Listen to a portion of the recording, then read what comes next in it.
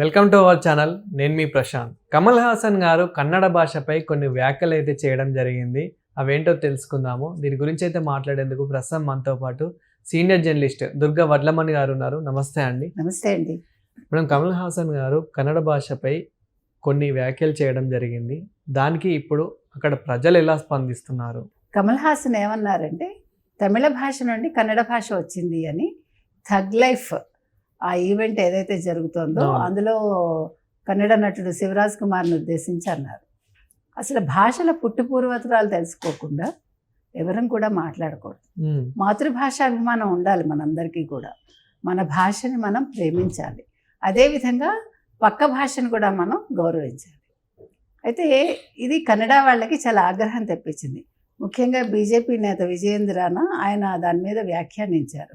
మీరు మా సినిమాల్లో కూడా నటించారు, మీరు వేరే భాషలను గౌరవించడం కూడా నేర్చుకోండి, మీరు చాలాసార్లు చాలా అనుచిత వ్యాఖ్యలు చేస్తూ వస్తున్నారు అని అన్నారు ఆయన.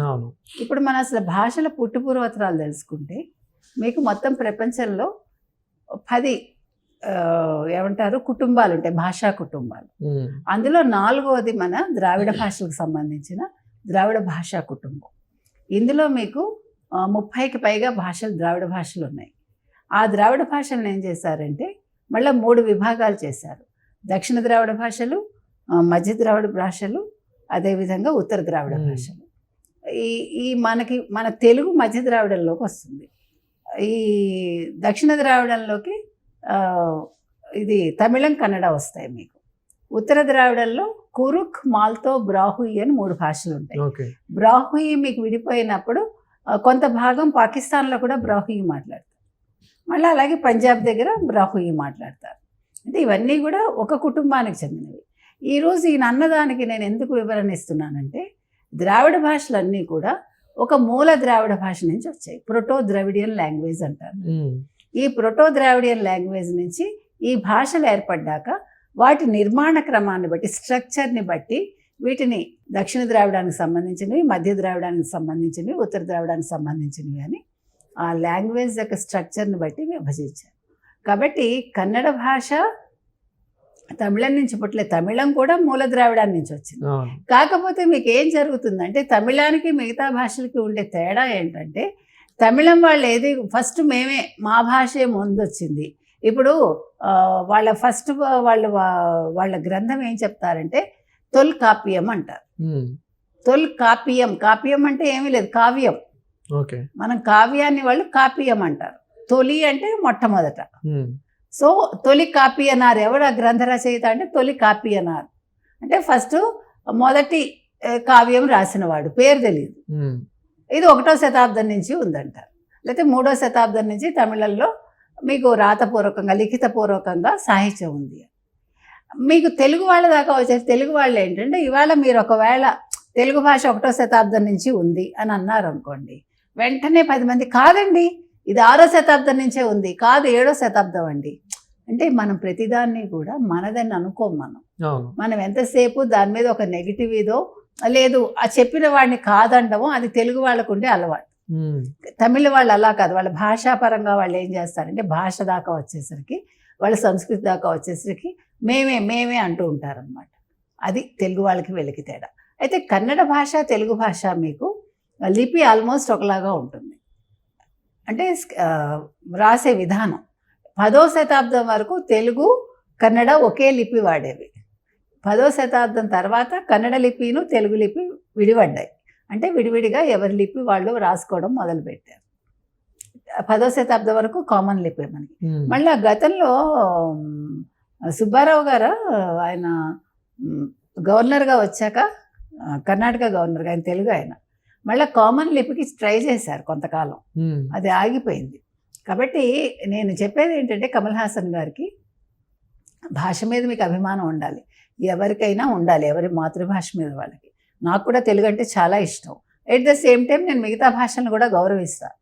ఎందుకంటే నా పరిశోధన కూడా నేను ద్రావిడ భాషల మీదే చేశాను, నా పిహెచ్డి అనమాట. ద్రావిడ భాషల్లో బంధుబోధక పదాలని నేను మోర్ దాన్ 25 ద్రవిడియన్ లాంగ్వేజెస్ తీసుకుని వాటిలో ఈ బంధుబోధక పదాలు ఎలా వచ్చాయి, వాటి పుట్టుపూర్వతరాలు ఏంటంటే ప్రోటో లాంగ్వేజ్, ప్రోటో మీనింగ్ కూడా నేను రీకన్స్ట్రక్ట్ చేసి రాశాను అనమాట. అంటే మీకు 4 భాషలకి మీకు లిపి ఉంది. తెలుగు, తమిళం, మలయాళం, కన్నడ. కన్నడలో మీకు సాహిత్యం 14వ శతాబ్దంలో వచ్చింది. మీకు తమిళంలో ఫస్ట్ వస్తే సెకండ్, తెలుగు, కన్నడ ఆల్మోస్ట్ ఒకేసారి వచ్చాయి మీకు సాహిత్యం, అంటే లిఖితపూర్వకంగా వచ్చింది. కాబట్టి నేను అనేది ఏంటంటే ఏ భాష తక్కువ ఎక్కువ ఏం లేదు. ఇప్పుడు మనం కూడా మొట్టమొదటి కావ్యం మొట్టమొదటి రాసిన వాడు అని అన్నాం అనుకోండి, 1వ శతాబ్దం నుంచి మంది కూడా ఉందని చెప్పుకోవచ్చు. అది కాదు కదా, మనం పరిశోధన చేసి ఒక అంశాన్ని మనం దాన్ని అంటే చెప్పగలగాలి. అంటే కమల్ హాసన్ గారికి ఇదంతా తెలియదు అంటారా? నార్మల్గా ఖచ్చితంగా తెలియదు. ఏ ఉద్దేశంతో? ఖచ్చితంగా ఆయన లింగ్విస్టిక్స్ చదువుకోలేదు, ఆయనకి ఇవన్నీ తెలియదని నేను అనుకుంటున్నాను. ఎందుకంటే తెలిసిన వాళ్ళైతే ఇలా మాట్లాడరు. భాష మీద అభిమానం ఉండొచ్చు, కానీ అక్కడ స్టేజ్ మీద మీ గొప్పతనం చూపించుకోవటానికో లేదు మీ భాషాభిమానం చూపించుకోవటానికో మీరు ఈ రకంగా మాట్లాడక్కర్లేదు. ఈయనే కాదు, ఎవరైనా అంతే.